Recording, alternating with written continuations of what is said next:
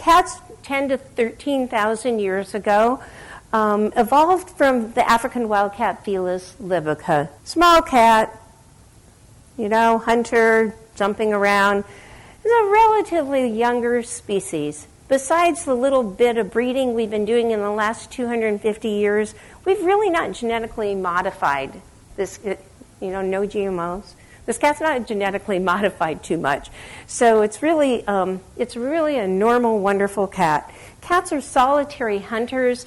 They eat 8 to 20 small bits a day, and because of that, they need to hunt a lot, catch their prey, and move on. They're not pack animals. They're not going to come together to hunt. And so they need individual feeding areas. They need things like that, and they need to protect themselves from predators, which are usually people or dogs outside. That's why they're so scared in our vet. One of the reasons they're so scared in our vet hospital. The other is that they're really territorial animals. They love their own familiar territory, and they don't want to leave that territory. They have a heightened fear response. It's not called flight and fight anymore. It's now called a heightened fear response. And so that is a protective mechanism. Their communication is to protect themselves. Like, back off, keep away from me, don't get near me.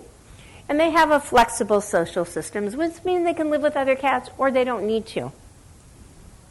So they mark their territory with their scent, their pheromones, and marking can happen with a lot of cheek rubbing, the facial rubbing. When they mark against you or on furniture, they're really marking their scent, making it familiar so that it's comfortable for them. It increases their predictability, their safety, and they protect their territory from other cats by marking it. Either the cheek marking, the scratch marking with the pheromones in the interdigital space, or with spraying. They do have a flexible social system, with the toms having a large territory, solitary animals. They're usually by themselves.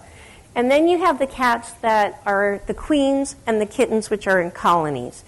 Now, when queens and kittens are in colonies, because cats are solitary survivors and solitary feeders, they can't come together in a colony unless there's sufficient resources.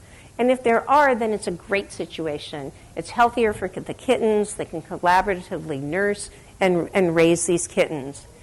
If there is another cat that comes to the periphery of their territory, that cat will not be accepted.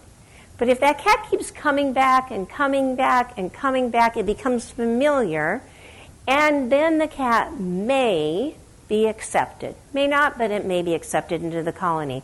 And that's why we have to introduce cats gradually when you're bringing a new cat into the household.